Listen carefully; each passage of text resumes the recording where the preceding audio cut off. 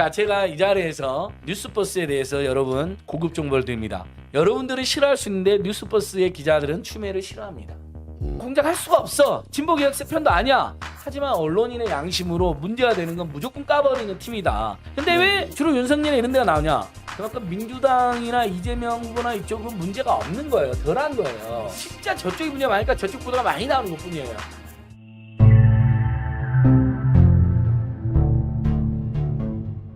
자, 제가 이 자리에서 뉴스버스에 대해서 여러분 고급 정보를 드립니다. 여러분들은 싫어할 수 있는데 뉴스버스의 기자들은 추미애를 싫어합니다. 추미애 이재명 후보도 싫어합니다. 그 뉴스버스 팀은 어떤 팀이냐면요. 여당이든 야당이든 진보든 보수든 중도든 권력이 있거나 특권이 있는데 힘이 센데 나쁜 짓 하면 무조건 까버리는 집단입니다. 근데 우리 정부도 싫어해요. 이재명 후보도 털어보고 다 털어봤는데 가장 문제가 심각한 게 윤석열에서 윤석열이 가장 많이 대서특필이 된 겁니다. 그런 것뿐이에요. 공작이 통하지 않아. 자, 그럼 뉴스버스 이진동 대표는 그 공작을 주장하는 세력들 있잖아요. 지금 왜 이놈들이 그걸 이준석이나 이렇게 말 못하는지 아세요? 자, 이진동 후보의 경력을 대표의 경력을 말해요.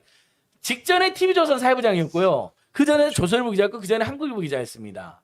그 다음에 중간에 경기도 안산에 선거를 한번 나온 적이 있는데 민주당으로 나왔을까요? 어디로 나왔을까요? 미래통합당으로 자유한국당으로 새누리당으로 나왔습니다. 새누리당으로 국회의원 나온 사람이야. 그 그러니까 사람이. 어떻게 민주당이랑 그리고 이 뉴스버스 팀은 민주당을 좋아하는 팀이 아닙니다.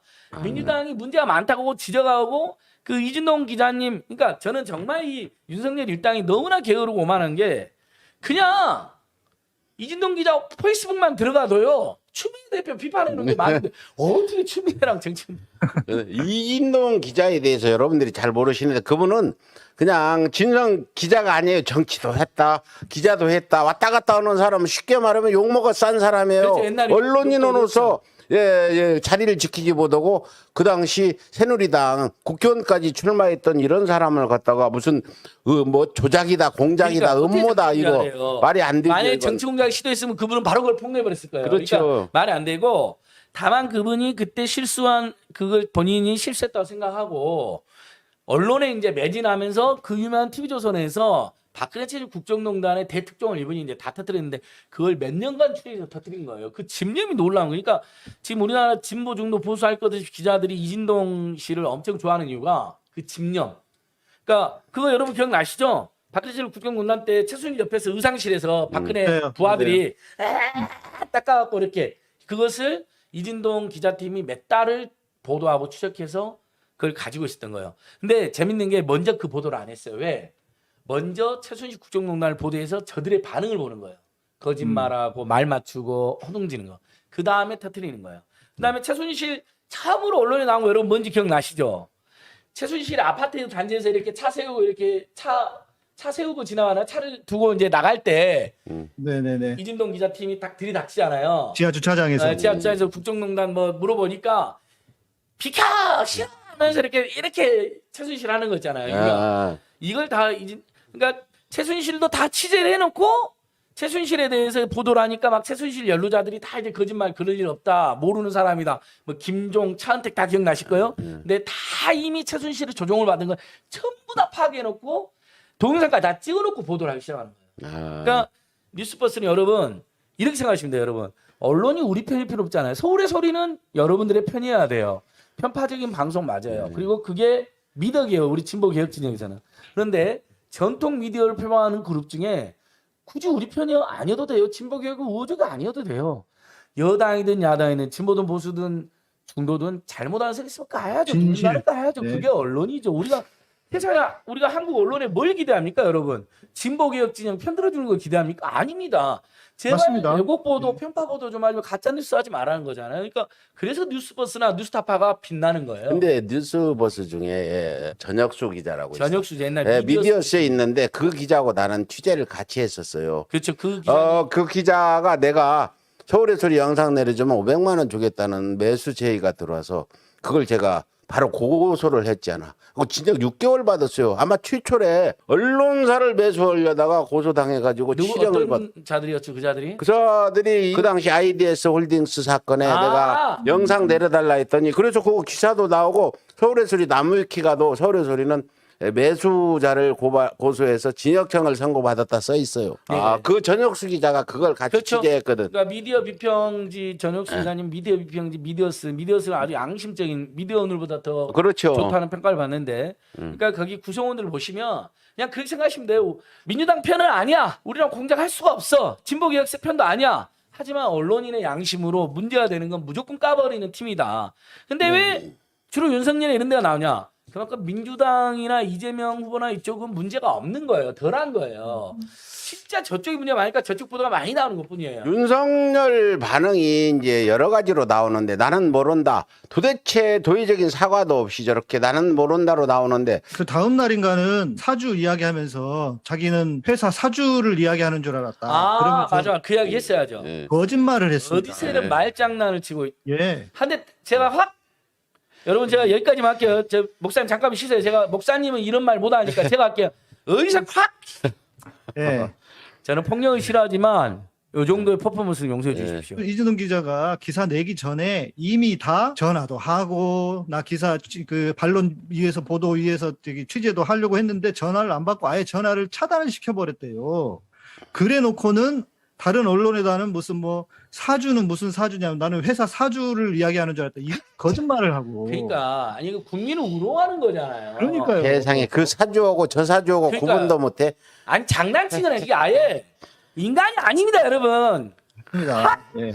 근데 진짜 어떻게 윤석열은 저런 자가 대통령 후보가 나와? 그러니까 아무리 보수라고 해도 저런 인간이 대통령 후보가 된다는 것 자체가 우리나라의 국격을 떨어뜨리는 일이고 저는 있을 수 없는 일이라고 생각해요. 그리고 그렇게 뭐 증거 대라고 했더니 자기가 아직도 검사인 줄 알아요. 처음에는 그렇게 당당했는데 어젠가 정도에는 기자들 도망 다니면서 꽁무니 빼고 도망 다니고 있대요 지금.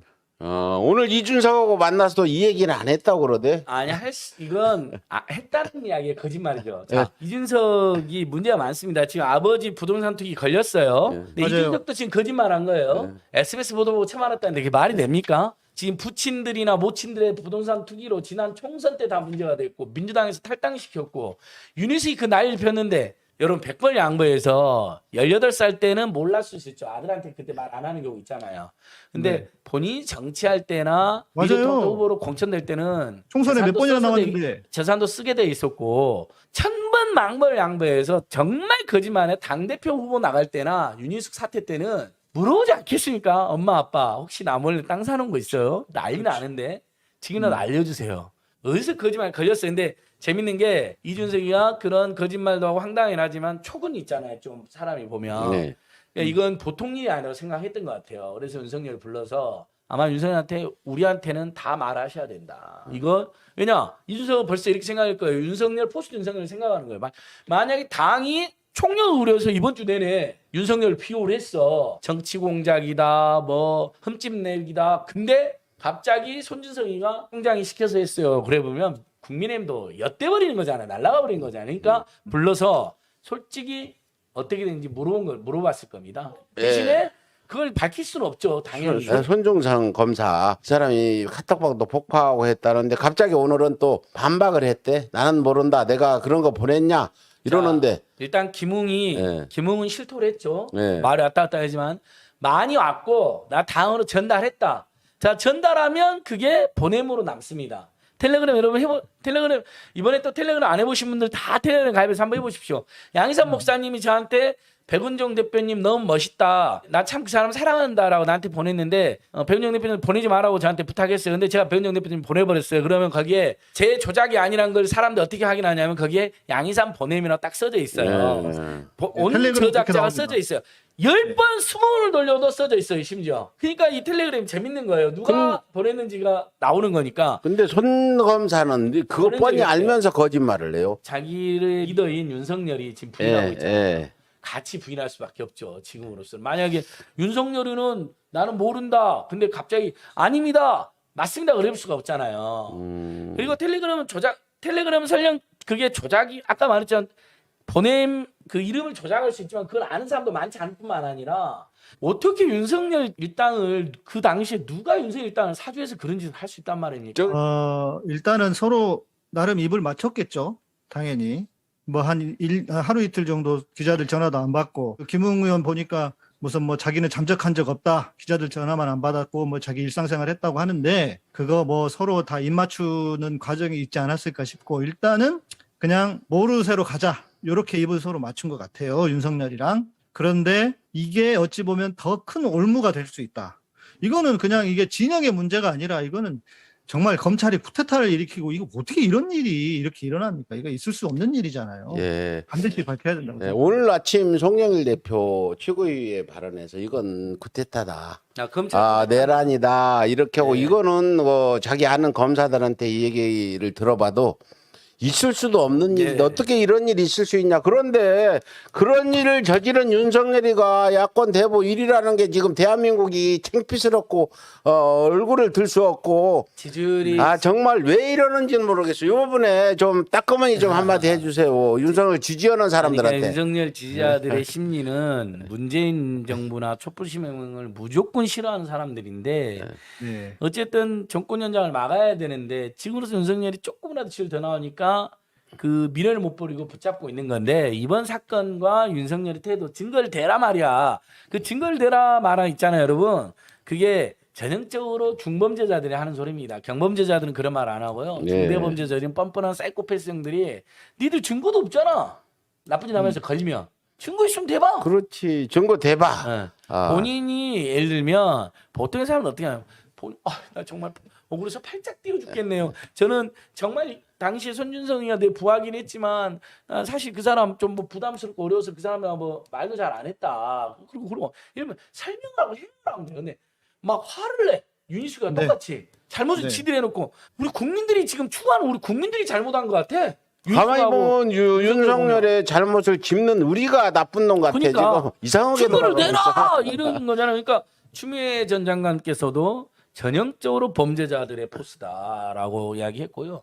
근데 문제는 지금 윤석열 지지하는 그 20% 안팎의 콘크리트 지층은 어떻게 된 거냐? 그냥 문재인 너무 싫으니까 윤석열이 정권 개최 가능성이 있다고 생각하니까 아니 다른 사람 달라붙는데 있잖아. 홍준표도 있고 그래서 최재형이도 있고. 실제로 그 윤석열에서 빠진 표가 네. 홍준표한테 서서히 가고 있습니다. 아니 난 점점 올라가고 있어요. 윤석열이 대권 후보라는 게 내가 지지 않지만 나는 자존심 상하고 대한민국 국격의 문제고 여러분 윤석열 지지하는 분들 한번 물어봅시다. 창피하지 않습니까? 저 쩍벌남에다가 손가락이 맨날 그 사타구니로 왔다 갔다 발언할 때 이거는 기본적으로 어떤 문제가 있는 거지만 그 위에 예의나 예의도 모르지 상황에 도덕도 모르지 대한 사과도 모르지. 예. 도대체 사과 한번 해봐. 윤석열이 좀 도의적 책임이 일단 있다. 여러분 나경원, 박덕흠, 윤석열, 윤희숙, 오세훈 이 5명 잘 기억해 두세요. 예. 영원히 사과 안 합니다. 그렇죠. 앞으로도 무조건 야당 탄압이고 정치 공작을 주장할 사람입니다. 똑같아요. 근데 그 중에서도 더 나경원보다 더 악질과 저질이 윤희숙과 윤석열입니다. 왜? 나경원은 그래도 뭐 해명할 때 차분차분하게 거짓말을 해요. 그냥 막 혼내지는 않는 식으로. 근데 윤희숙과 윤석열은 화를 내면서 막 기자를 잡아먹을 것처럼 국민을 잡아먹을 것처럼 하는 건데 예. 그래서 저희가 여러분 윤석열 빠르면 내일 저희가 고발하려고 합니다. 민주시민 기동연대 양희삼 목사님 팀. 이건 이건 고발 안 돼요. 그 촌이 자꾸 사타구니로 가는데 대통령 되면 외국 정상들 앞에 가서 자꾸 손을 사타구니 밑으로 집어넣을 거냐. 이 부분도 못하게 고발 좀. 여러분 백은종 대표님의 재밌는 질문에 제 표정으로 답을 하겠습니다.